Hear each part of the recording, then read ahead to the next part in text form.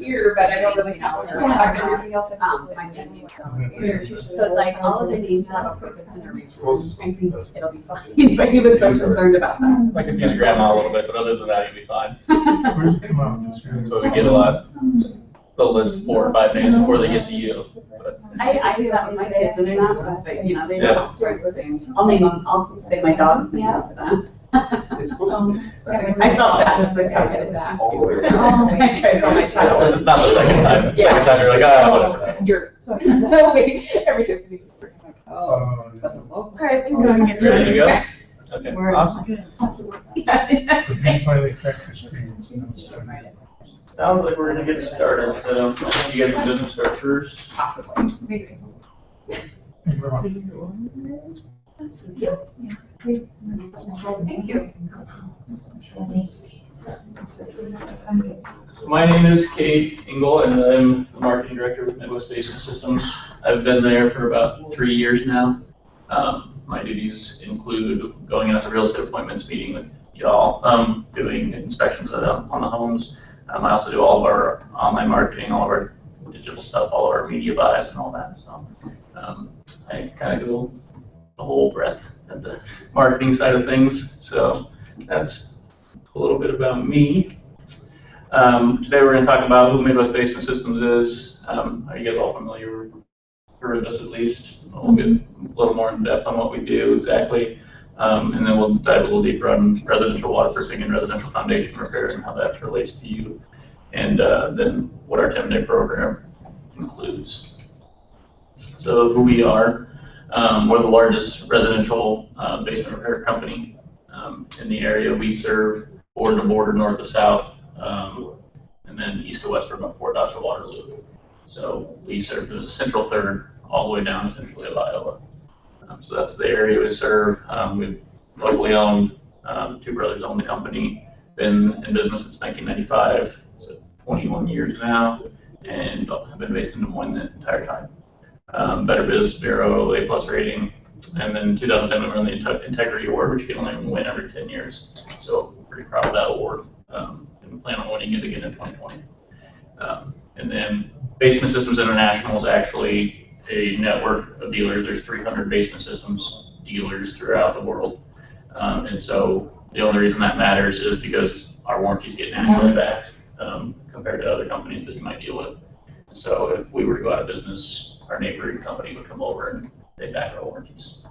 And so that's a nice thing to have when you're talking to customers. All stuff's trained and certified in Connecticut. We do training here as well. We have 12 crews. That's about probably 9 or 10 more than the second largest company in the area, and fully staffed office. So never hard to get a hold of us. And then warehouse service vans. We have service, which a lot of companies don't have. They're running the same crews for service as they are for their install. So we have kind of more options as far as being able to serve our customers in different ways. Currently responsible for about 20,000 homes in the central Iowa area since we've opened. So, what we do, so basement waterproofing, kind of hit on that already. Anytime somebody wants to keep water out of their basement, that's our kind of our bread and butter. It's more than half of the work we do. Foundation, bowing wall, settling repair, it makes up about another 30%, and then kind of falls into the line there with windows, crawl spaces. We do some wall replacement and concrete leveling now as well. So I'm not sure if any of you have heard of poly level, but yeah, you're doing the poly stuff. Yep. Yeah. So I can get more into that later as well. But that's a pretty good list of all our services. We also have like basement flooring products and wall products as well that go along with some of that other basement waterproofing mostly. That concrete leveling, is that like sidewalks? Yep, sidewalks, driveways, garage slabs, anything that's sitting on slab essentially. So. Anything that's not on a foundation piece, we can pull up with that product. So this means for you guys that we're fully staffed to take care of you in the best way possible. We're experts in what we do. Been around for a long time doing it. And why fix foundation at all? Obviously, a good foundation in your guys' eyes is going to be more money during that sale when it happens, and then there's fewer problems after the sale.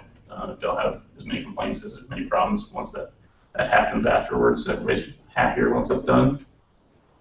And then repeat customers and referrals, gaining their trust and respect for having a professional opinion, or having us and giving them a professional opinion, and then just fixing it's the right thing to do for the health of the home and the future of the home. So a lot of people ask me when they should fix their basement. In the process of buying a home, ideally, that's before it goes on the market, because it's going to sit on the market longer if it's not fixed. I'm sure you guys are all aware of having homes with water foundation problems that just sit there forever because nobody wants to buy that problem. That doesn't always happen. Actually, it rarely happens that we get to fix it before it goes on the market. But so the next answer to that would be as soon as possible, so it's not sitting on the market any longer. You guys probably read over that, but that's pretty common sense stuff that I'm sure you guys have run across. So, and this is where we get into some of the stuff that you guys can start looking at when you're in houses to identify these problems, whichever side you are, seller or buyer. Looking at around the outside of the house, whether there's, especially in the corners of the house, the foundation, if there's cracks there, that can be a sign that you've got something going on. If there's inside, you want to be careful, even if they have finished the basement, that they're not covering up problems. A good way to tell with that is, especially in older homes, if they've finished over, make sure that that drywall and that sheetrock is not cracking or busting out, it's not blowing out, not coming away from the wall in a weird way, or sitting like farther away from the wall than it should. So those are good things to look at for finished basements, especially in older homes. And then we see that being covered up. Not a lot, but fairly often. Are the floors level? So are the floors upstairs level? If they're not, if you've got uneven floors, a lot of times you can have settling going on. You can have sag in the joints, not a proper support underneath. Do your doors and windows stick? So if the doors and windows are sticking upstairs, wherever that may be, you could be looking at settling issues. There's a couple other reasons, humidity can cause that a little bit too, but if it's pronounced, throughout the entire house, a lot of times that's because you have some settling going on. And then cracks or bowing on the interior basement walls, and that's a pretty obvious one. I'm sure you guys have all seen those. We'll get some pictures on here later of what you can look for there, and what each of those cracks means, because there's about 3 different levels of bowing that go on, and so we have 3 different stages that we'll go through later. And so this is a picture that represents what basically causes all the problems we fix. What happens is when somebody digs out your basement or digs out your foundation to build your house, they pull out all that dirt, and then when they put it back, it never gets back as compact as it was initially. They just say, it never gets back to the way God created it, essentially. So it's never as compact as it was when it started. So this dirt out here is more compact than this dirt in here. And so because it's more compact, water is going to flow to that less compact dirt. So when it rains, it's going to find the loosest soil it can. And so that's why water likes to find the area around the foundation of the home. And so that pressure from that saturated soil and that hydrostatic pressure is what causes wall bows. It's also what causes waterproofing issues. So it's what's the reason you're getting water sitting around the house, and some houses have it worse than others with high water tables. Sorry. And then it's also can sweep out. So if it expands and then it gets dry, that's what's causing settling. So it's going to expand and it's going to contract, and that's going to create voids underneath the sides of your foundation and your footings. And then that's when you start getting the drop and the settling problems. So it's all water related in one way or another. It's just a matter of what the issue is. Does that make sense? The failed bowing walls, we talked about the pictures we were going to look at for wall bow. This is what a pretty drastic version of what a wall failure looks like in a bowing sense. This one you could probably stick your fingers into that hole there, and then you have the breakaway of the pillar. That's pretty common that we see a lot of that. That's a telltale sign you've got something going on there. And we're going to talk about the 3 stages that cause that. And so stage 1 is a horizontal cracking, and that's that line that goes all the way across. It can be ½ inch wide, it can be just barely even visible sometimes where you can see that thing going across there. It doesn't really matter. That means you're starting to have a push in one way or the other.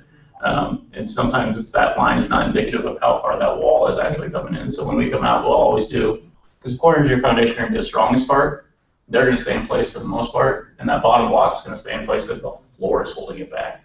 So we'll do a measurement on how far that wall's going out, whether it's an inch, 2 inches, 3 inches. But once you have that horizontal cracking, you can be pretty sure there's some kind of movement coming in this direction. And so it's tipping in. So you get a tip and then a belly. Is what we'll see in that stage.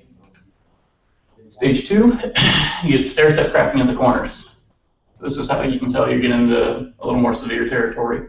That's when that belly starts to happen. That's that second movement. So you get the tip, the push in, and then the center will start to belly in because the corners of the foundation are still holding. And this is when you start seeing the stair step cracking in the corners. So when you get that stair step cracking, you're moving into a more severe, kind of a higher alert zone on, talking replacement versus, repair. When you're starting to look at more expensive territory, is stage 3 is when you get into a real dangerous zone. So stage 2 is because those corners are holding strong still, but the wall's still trying to come in. You still have this horizontal crack that's coming here where we probably started, and then you start seeing these. You can also have stair step cracks in settlement, so that can be confusing sometimes. So a good thing to look for is a combination of both of those cracks happening at the same time. Stage 3 is wall shear. So wall shear goes back to that bottom block not moving because of the floor. So that our bottom block is underneath here, and it's usually only exposed halfway because our bottom block sits halfway beneath the floor, about 4 inches and 4 inches on the 8-inch block. And so what will happen is the next block up, if it's a block wall, will start to shear in. If it's a poured wall, which in a newer home, you'll actually see like full tip in and crack, and it'll look a little different, more diagonal cracks that are actually pushing the top of the wall in. Wall shear on an 8-inch block, which most homes that we see are either 8-inch block or, that's kind of the time period right now where we're getting those kinds of movement. You're seeing an actual slide off of that bottom block. And so it just starts sliding as it breaks away, it just starts sliding forward. And, we see them as far as 4 or 5 inches off before they'll finally fall over. But this is the point where you're getting into wall failure. So this is the point when you start seeing tip-ins, safety problems, real issues as far as that. And a lot of times that's a replacement. So that's not even a repair, it's a replacement at that point. And when you're talking about the difference between repair and replacement price, you're talking about, probably quadruple. $5,000 maybe for a wall for repair, $20,000 to replace. That's just kind of ballpark figures. And but that's the kind of difference you're talking about when you're talking about repair versus replacement.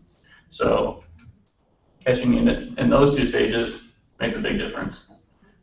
Most of the time we can still get it at this point. Once we get here, it's a lot of times it's 50-50 at best, more like 30-70 probably. And if I would be very cautious of anybody putting any kind of product on there if somebody else is coming in to put a product on there, what that's going to look like. So these are failed repair products that we've come back in and fixed. I won't tell you who we fixed them from because we don't talk about that, but we've gone back and done repairs on old jobs that were done previously by fly-by-night contractors who came in and threw a patch on it and moved on. And they can hand you a warranty and say, well, here's your warranty, but as soon as they go out of business, it doesn't really matter if they switch names, whatever. We see it a lot. So the problem here is, so these are anchors, and we do anchors. We actually do braces most of the time because they get more wall coverage, and they're just a little more sound product. They actually use the weight of the home to create the pushback. And so what a brace does, it goes into the floor joist and into the floor, and that's going to use the weight of the home to actually create that pushback. Whereas a wall anchor, what it's doing is going out into the yard, and they're putting another plate on the other side of the yard, and they're using that soil, the compaction of that soil, to try to pull the wall back towards that other plate. And so, as you can imagine, that's going to depend on that soil quite a bit. And soil is a variable that we don't really want to deal with if we don't have to. And so, sometimes you have to because you just can't get a brace up into a joist, or it's on a staircase, or there's just circumstances where you have to use a wall anchor.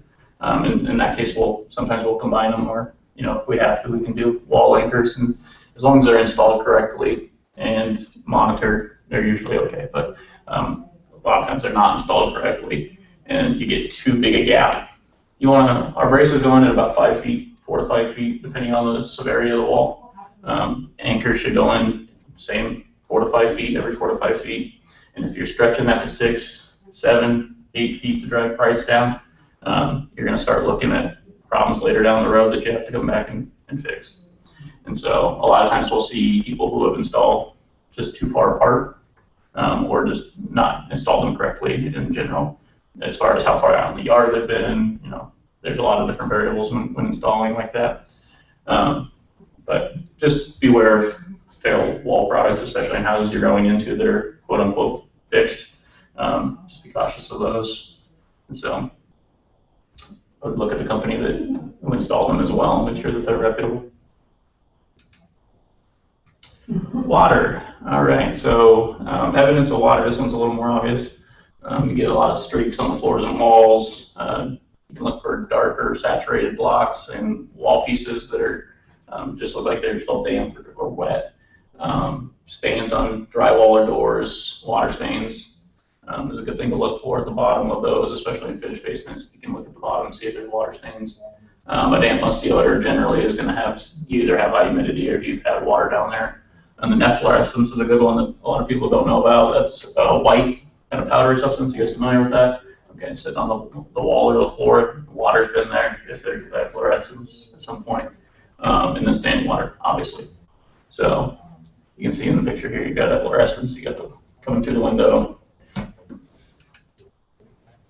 And so we're going to talk a little bit about what causes the water issues we hit on earlier, why there's more water around the foundation. But obviously when the house is built, we don't have water problems generally, and if we do, we're going to talk to the contractor. So what happens, you know? So when a contractor puts waterproofing system in, the cheapest way to go about that and the way they generally do it is they're going to throw a tile down next to the footing on the outside. They'll probably put a coating on the wall up the side. The problem with that system is over time, that water that's running down to the foundation is going to bring some of that loose dirt, some of that loose soil and the clay down into the tile with it. And so when that happens, eventually it's going to clog. And you're going to have stuff that looks like this. We pull a lot of pipe out that looks like that, or more full than that. And so that's the clog that then starts everything from happening. It's going to build that water up, and then eventually water is going to do what it does and find a way to get in your house. So that picture there is the outside of the edge. This is the inside, what they call the mud zone, and then your clear water zone. So the reason that picture is there is because this is what they originally put in. A lot of people will come in and they want to put something in here to fix it. In the mud zone, they'll put it down by the footing. That's an improper fix. You're going to have the same problem there that you have here, because water comes down this way, it also comes up this way. So you're going to end up with the same issue. People are going to have clogged tiles right in there. And where you want to be is in this clear water zone up on the footing with your tile. And that way, you know, you're still getting that water before it gets up on the floor, but you're not having that clog happen. And so this is a picture of our waterproofing system, kind of a cutaway. So a cutaway about 8 inches usually from the foundation all the way around on the interior. Then our tile sitting on top of the footing here in bedrock. And now it's got kind of got loose, so it can flow through there. And then that's going to tie in to our sump pump here on the back edge of that. The concrete pour over the top of that is actually going to come to about a 1/4 inch below where this will sit. And the reason for that wall flange is for any water that's going to be trickling out of your block coming down. And so that's going to allow it to capture anything that's coming down from the wall and get anything that's on the inside on the wall. We also have wall products, vapor barriers. You can do like waterproof, you know, finishing downstairs on waterproof. They're called bright wall, but they are waterproof and won't allow mold or anything like that to grow from water coming in. So that wall flange is just kind of a secondary catch for anything coming through the walls. Sump pumps. So we have several different types of sump pumps. They're all off the same base. So you can get a single sump pump system, which a lot of people have. They buy them from, you know, Menards or wherever. The difference between what you get at local department stores and what we're using is generally cast iron is what you want to go with, and a lot of the ones they'll sell at the store for cheap are plastic.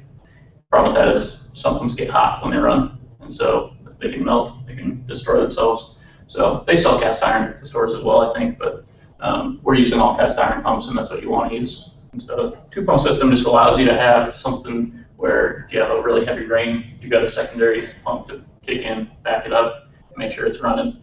And then this third one is your battery backup for power outages, which is a popular one. People want that because a lot of times you're having, rainfall during those power outages. So that's our super sump with all three of those, and that pretty much gives you full protection on any circumstance. But those have made it through hurricanes without problems. So they are pretty solid once you have all three of those in there. We're running that tile system that we talked about earlier into that sump pump, obviously. Want to make sure that sump pump's in the low spot. If you guys are looking through houses, they have water problems, and if the sump pump's not in the low spot, could be looking at issues later down the road. We've seen a lot that are installed improperly or not measured right, and they're not in the low spot. And then anything over a certain area, I think it's about 150 perimeter feet, a lot of times 2 pumps are needed, or 2 pits are needed, because there can be multiple low spots as well. Mold and mildew, so we talked a little bit about that damp, musty odor. If it's not a water issue, because water's sitting in there, then it's probably a high humidity issue. You want to keep humidity below 60% to prevent dust mites, allergens, mold and mildew from growing. Anything above 60%, they can start to grow, start to breed.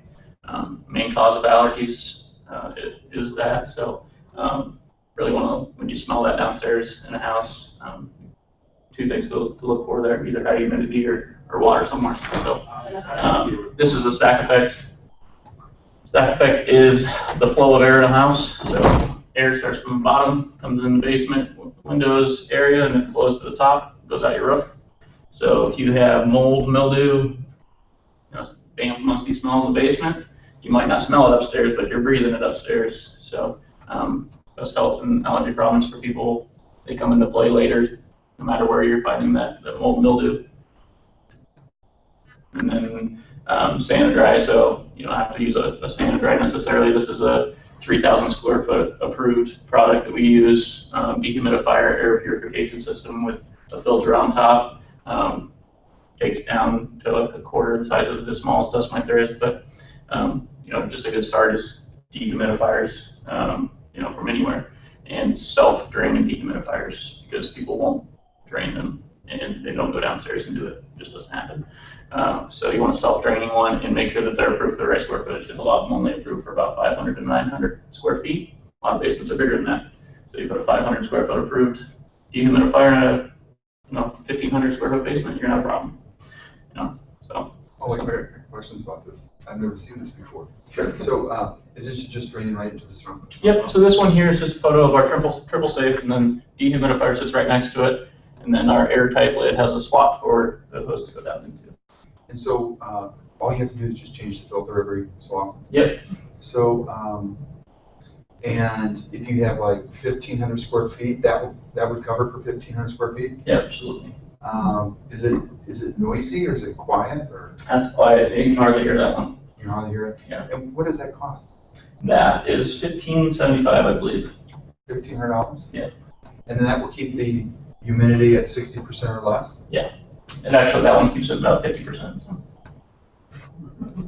Is that sump pump made for that system? You can empty into any sump pump. I mean, So like if somebody moves, would they take the system with them, or does that? they would take this. They can't take. I mean, No. they can't take the sump pump. Yeah, no, I knew that part. That's why I didn't know, like, if that system was, or if that sump pump was connected to the system, If or if the system. invest would in go the with sand and them. dry, they usually take it with them Okay. when they go. Oh, they would, wouldn't they? I would take it with Those me. nice hot water or water softener. Yeah, there's no reason they're not like stuck in place or anything like that. So people just take them with them. Just get slot, dehumidifier. So I certainly would take it with me if I made that investment. So. Any other questions? No?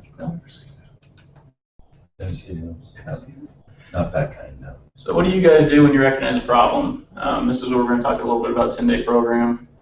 Discount the price. That's what we did. That's very common. Yes. Have somebody out, we'll take that off the price, and then we'll sell it for that. Yeah, that happens a lot. It's okay. But it's better to have somebody come out and look at it, at least don't you deal with it. So what we would try to do is try to get your appointment in within a couple of days, and then the 10-day program is once we have a contract to the customer or to you guys. If you guys want to do the work, we're going to try to get that done in 10 days to try to keep everything on schedule for you. So that's the whole point of the 10-day program. But what we're really just trying to accomplish is getting out there and start to communicate with you guys and make sure that you guys are getting somebody in the house to look at the problem, because eventually it's going to have to be dealt with if it's an issue one way or the other. So we want to be the people that are doing it. We get an inspection done either way, and we'll provide a proposal, and then we'll get it on the schedule and complete it in 10 days or less once that's something that they decide they want to do. Is there extra cost for that 10-day program? It's just a real estate deal that we run. So it's something that if it's in this process of being sold, then it's something we do just to try to help that process be smooth and try to get in that business. So. It's not available for somebody. It is not. So if you call in for your personal home, you're not going to get a 10-day guarantee or anything like that. So it's simply to keep the real estate process moving. So, we talked about just improving the value of the property. A lot of this is repeat here. Nationally backed lifetime transferable warranties when we're talking to the customers. And then keeping away from legal hassles. We do get called into a lot of legal issues with people who didn't get the work done or didn't disclose. It's just best to try to avoid all of that, and it gets really messy.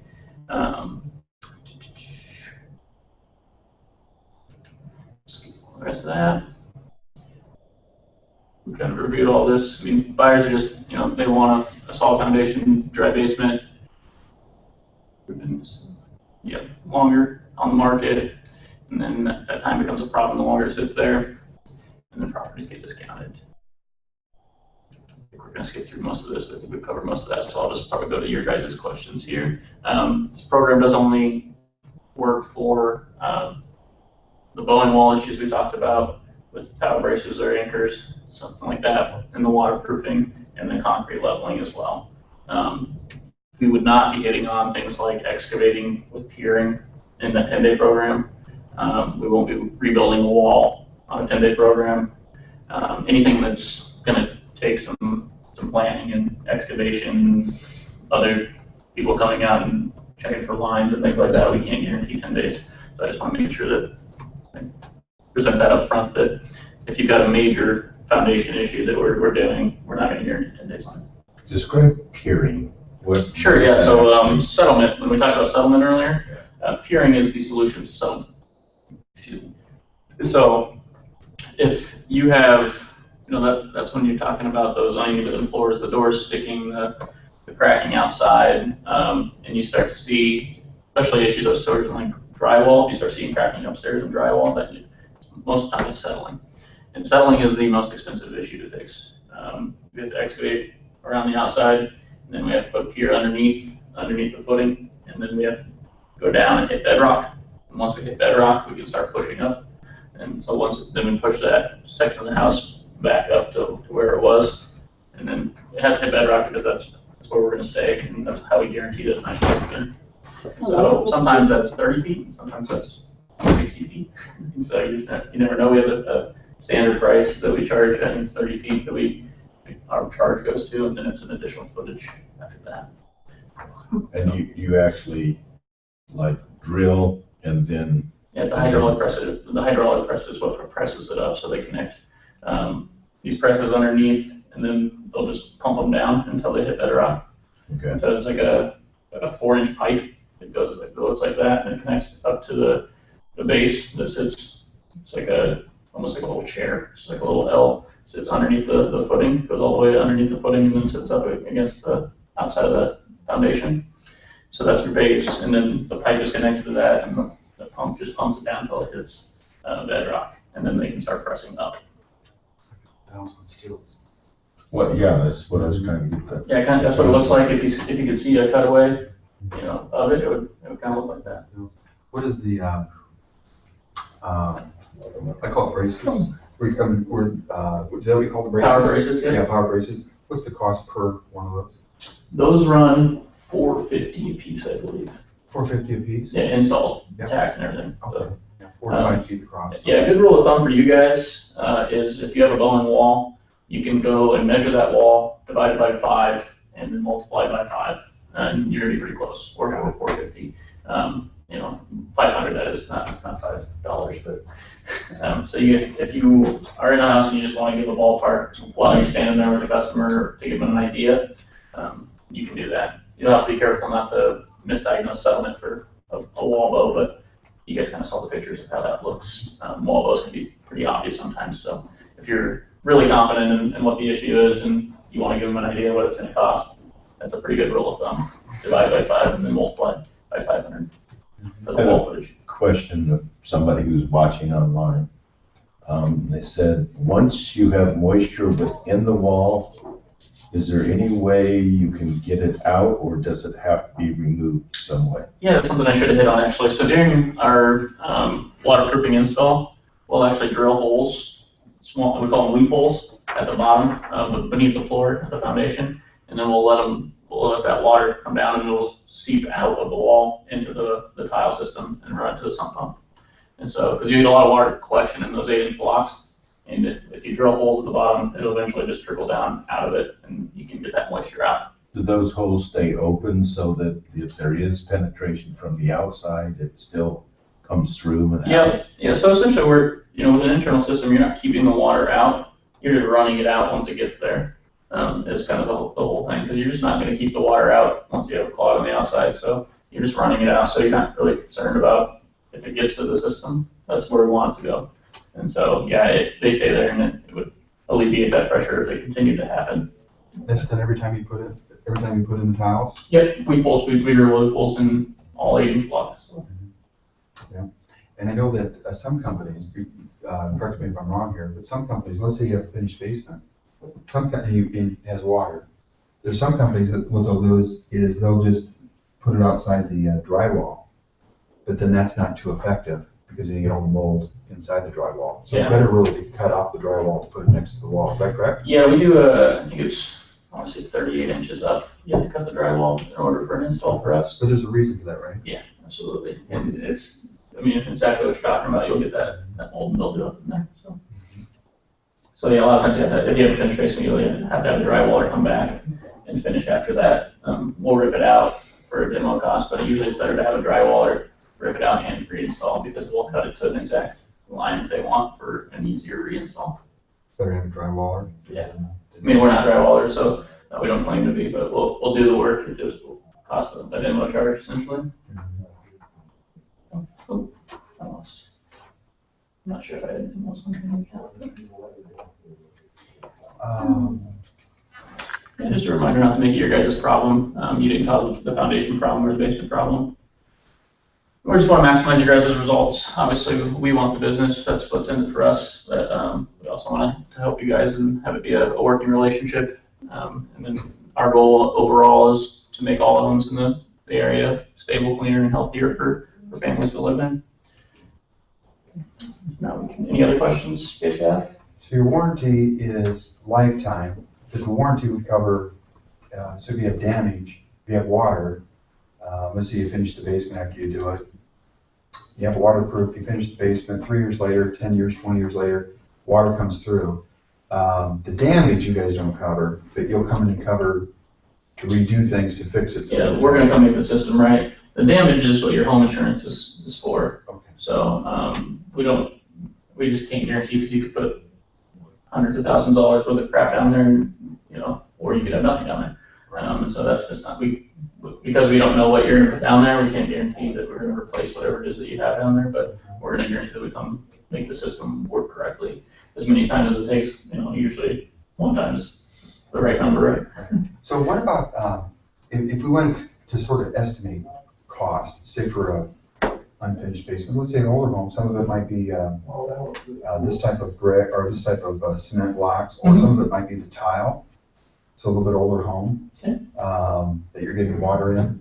What would be, if we just want to kind of have an idea? So generally the main effect with cost is square footage. And actually we do it on perimeter feet. And so you're looking at roughly like $40 a perimeter foot. So if you went all the way around with a tape measure, that's what your water is going to cost, and then you have sump pump cost. Our average waterproofing job runs around $7,500. Yeah. So it's $40 a foot. Yep. As you go around the perimeter. Is it, yeah. So by, 20 feet here, that would be $800, would that be right? Okay. So then, and then what's the sump pump? I just need that. Depends on which system you go with, Uh-huh. but you can go anywhere from, I think our lowest one's like 900 or 1,000, and our highest one is about 2,500. Okay, so that kind of gives you an idea. Mhm. Okay, Yep. and that would be like, I'm kind of thinking like, a house built in the 20s. Sure. Say a house built in the 20s, unfinished basement, how it gets the water down there, you just want to dry it up because maybe you're unfinished, or you just want to have a dry basement. Another thing about this house is that old, Yeah. is that if it's like a stone foundation or. No, it would be more like tile. Okay, as long as it's, I'm talking about the wall foundation material It would itself. be tile. Okay, yeah, then as long as it's not, stone or, limestone or something like that, then you can do that. But a lot of times, if you're getting a lot of wall moisture coming down, you're gonna wanna put a vapor barrier or something like that over it.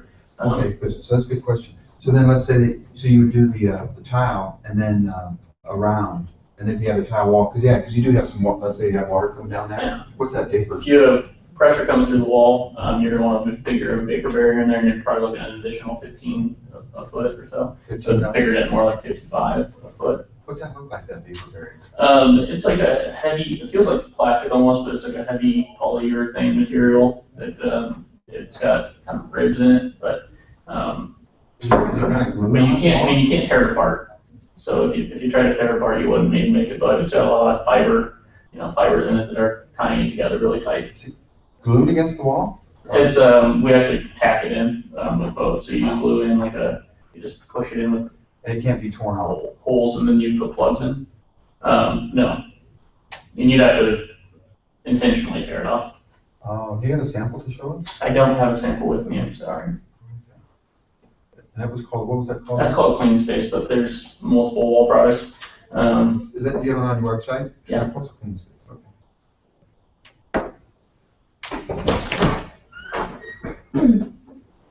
Yeah, And then that's just white, just, yeah, that's a white one. The interior on is blue, but the outside is white. And it's not a finished wall product, so, that's not an expectation you want to give someone that it's going to look like a finished wall, drywall, or anything like that. No, I'm just trying to think of vision like a house built in the 20s, you just want a dry basement. Mhm. You've got some water coming down. Yeah. Stuff like that. Do you see that being used in core foundations? Or is it Yeah. mainly in? We use it in Ford. Our sales manager has a Ford Foundation home that he has it in. He kind of did this for option, but you can put it on there. You do have to have the water working system in order to have that though, because you have to have some place to run that water. Yeah, you can have it. Yeah, you can't just put the vapor barrier up. It's still gonna come in, it just has to, Yeah, you have to run it somewhere, so. okay. When you're called to come out, and I'm actually thinking of a specific example, and I don't wanna get too particular, but somebody has an issue with moisture in their basement, and they call you to come out. Do you send out the people who are experts at identifying where that water is coming from? Or do you just say, you know what, do this and it'll stop? And this is, specific example is that there's moisture in the basement and nobody seems to be able to identify where it might be coming from. Sure. And it's mind-boggling. There's circumstances where it's hard to identify where that's coming from, but our guys are trained to do that. A lot of times we'll go to a house where their gutters are, completely clogged and they've got water pouring into their foundation, because they didn't extend those, and it's like, well, try that first. Clean the gutter. Yeah, so, it just depends on the issue it is. They're as good as anybody at figuring out why it's coming in. So, if anybody's gonna be able to figure it out, it'll be them. But they're gonna try to figure out why it's coming in before they start talking to me about what the solution's gonna be. This is just what the solution is. Okay. Once we've identified that you're not gonna stop it by pushing out your gutters, by getting your extensions away, by landscaping. Once we've eliminated the fixes that, maybe should have been addressed before we got there. Yeah. This is generally what our solution's gonna be. Okay. We'll do exterior, replacement, but it's gonna cost a lot of money. There's just no reason to do it. we get phone calls that people want to do exterior, and it's just Where you actually dig it and back. and replace. So you dig it out, replace it. Some people are convinced that's the only way it's going to work, but it just doesn't make sense. You're replacing the same problem that just happened. Yeah. Well, we've got you scheduled to come out, but it's just, you know, we have people and they come out and one guy says, well, the window's bad. And we had a window guy out and he goes, no, the window's fine. And we're like, oh, okay, where's the water coming from? That's, you know, because you get insurance to take care of the issue, but nobody can seem to identify where the heck the water's coming from. Is it an egress window? Huh? Is it an egress window? Or is it a, I don't know if a it's, normal I size? think it's an egress on the one, that, you know, that's one that's been identified. Somebody have to look at it. Sometimes people put egress windows in and then they won't drain them down to their tile. That can be an issue. It just depends on the Yeah, circumstances. it just, but it's maddening because you're trying to help these people. You get three different opinions on. Yeah, three different and things. you know, and then the insurance relies on the opinions on what they cover, because it's different. You know, if it's coming in the window, then there's total coverage. Yeah. If it's seepage, then there's no coverage for the damage. I mean, it's just all this stuff, and you're like, oh my God. Somebody just that knows what they're Maybe doing. go with the one that's the window. There's been some thought about that, I think. So. I don't know where the gray area is there. Yeah, I know. So. I have a couple of questions, if you can bear with me, Cade. Sometimes when you see cracks in the floor and the foundation, I don't put a whole lot of stock into it always, except when you start seeing some heaving and you start seeing some efflorescence come up through those cracks. What do you guys do for that? Sure. So heaving is pretty common in almost all concrete cracks eventually. So when we get water coming up through the floor, a lot of times it can be relieved by the pressure that the interior system is going to take off, because that water is going to get to that system before it starts. You have to have a lot of back pressure in order for it to come up through the concrete floor.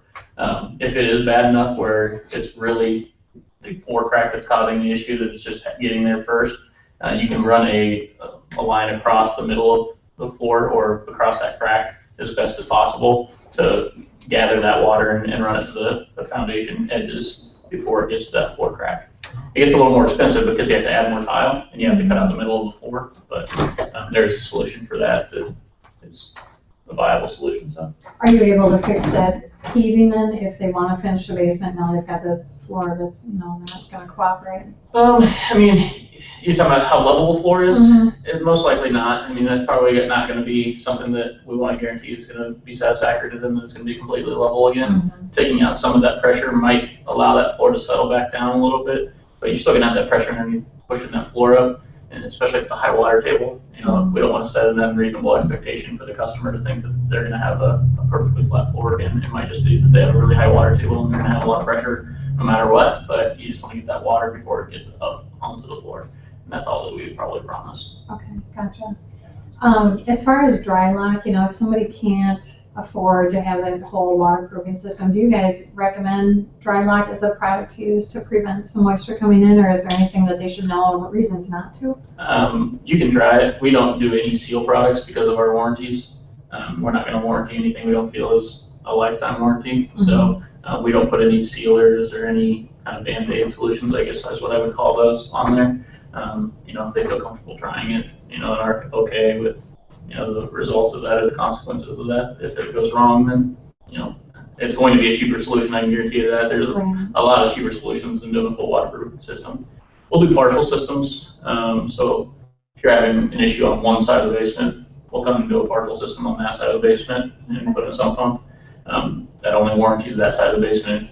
The water finds its way around, and what your water's really good at, if you take away one spot, it finds another spot. So we will do partials, but prefer not to. Okay, gotcha. And then a couple years ago, Des Moines was offering some assistance with people putting in sump pumps.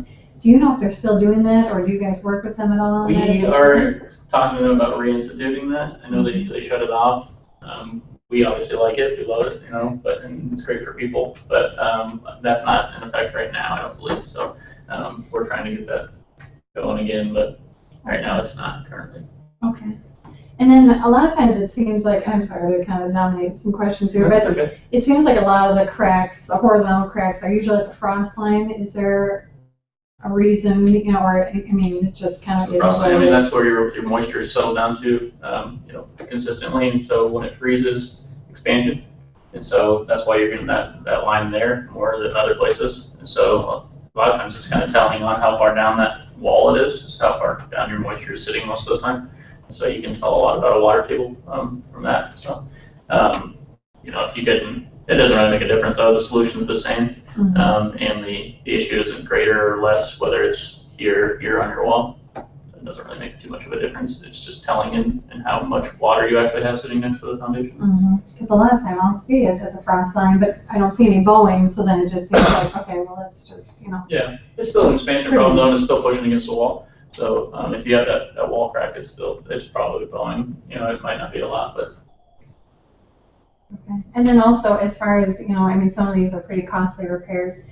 Do you guys allow sellers to have that paid out at closing, or? So we do escrow it? payment on closing of the job, or completion of our job. We have had people pay out of escrow. We offer financing as well, but there's several different solutions for payment at the end. Okay. Great questions, really good questions. Anybody else? Who finances it? Do you guys finance it yourself? Viridian is who we work with You work now. with Viridian, Yeah. okay. So we've been working with them for about a year now. We like them quite a bit. That'd be good paper, great. Is there some, Remax, typically we get discounts for our clients. I mean, don't we always have discounts? We always have partners, We yeah. always see discounts. So do we have any incentives, like a coupon or anything that we can offer our clients? We offer, so the real estate pricing is a little cheaper than what our other pricing is on power braces, and that's about the only discount that we give.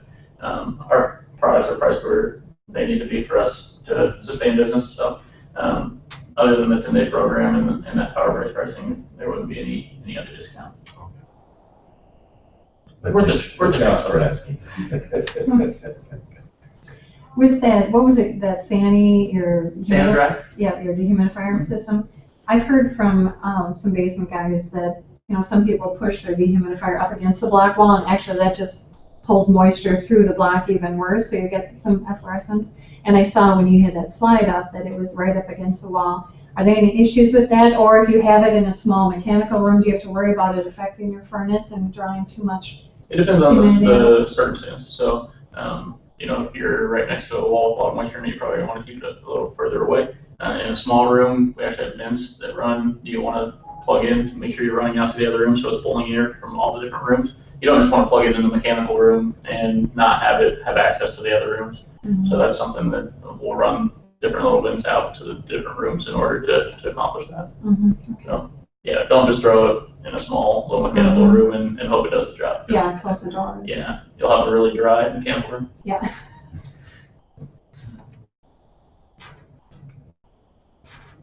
So how would you do that? I mean, if you had a 1,000 or 1,500 square foot basement, I mean, really, it's gonna be Finished closed. basement? I mean, yeah, let's say it's a finished basement, and your mechanical room's not finished.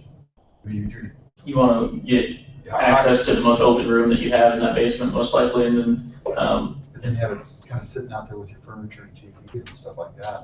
Finished. I wouldn't sit it out there. I would run a line to that room and get access to Ductwork, a that's what he's line talking about. to that room, and then Oh, ductwork. We run ductwork to open that room so the air from that room. yeah, Oh. we just open up a section and tie it in. So So you it's can like keep it in your mechanical it's like room. ductwork coming off a furnace? Kind of looks like that. I mean, it's Well, I so didn't see small. that in the picture. Was it? That wasn't in that photo there. So a lot of times if it's an open basement, like an unfinished basement, it's unnecessary because there's, just a big open area. But if you have closed spaces, then you can run that and make it work. That's great. But another issue with apartment dehumidifiers is they don't have that option really. Usually those are shoved into a mechanical room. Yeah, there's no way to hook up ductwork.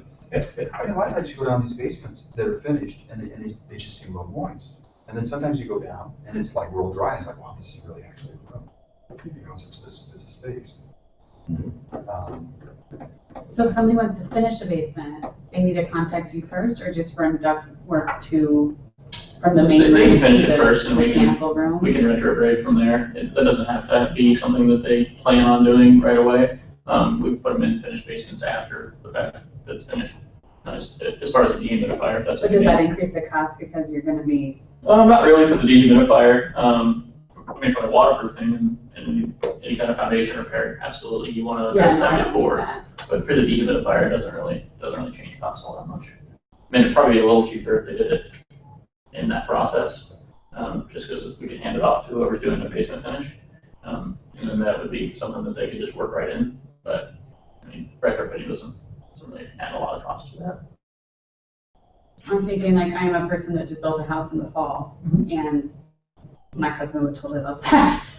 So, and we haven't finished his basement yet, so if it's something that we think we're gonna do, then you might as well. Yeah, you might as well plan right into it. I would recommend it. I'm not too concerned with, that if it's not something that gets planned in. I will say that you were helpful. This was maybe last year or so ago. I was selling a house and they knew that can't remember if it was waterproof or braces or whatever, and the seller didn't have any of the warranty information because, it happened before their time and all this, whatever. And so I started calling around to a couple companies that I was familiar with at least, and you guys had really great records as far as, the address of the property, what you did, the drawings and things of that nature, and, honored the warranty even though it was kind of passed down from whoever, so that was. Yeah, we try to track everything as well as we can. We've got it both electronically now and hard copy from all the way back, so, and plenty of people in the office go back and look for them. Yeah, it was great. But, yeah, the earlier you can know that you're gonna have somebody come out and look, the better for us. We do look out a little bit, depending on the time of year, so, we try to get these worked in as best we can because we know the timelines, but the earlier you guys can identify that you're gonna need somebody out, the better for us, so. Great information. Any other questions? No? All right. Thank you for having me in today, guys. Thank you, appreciate it. Yeah, very nice.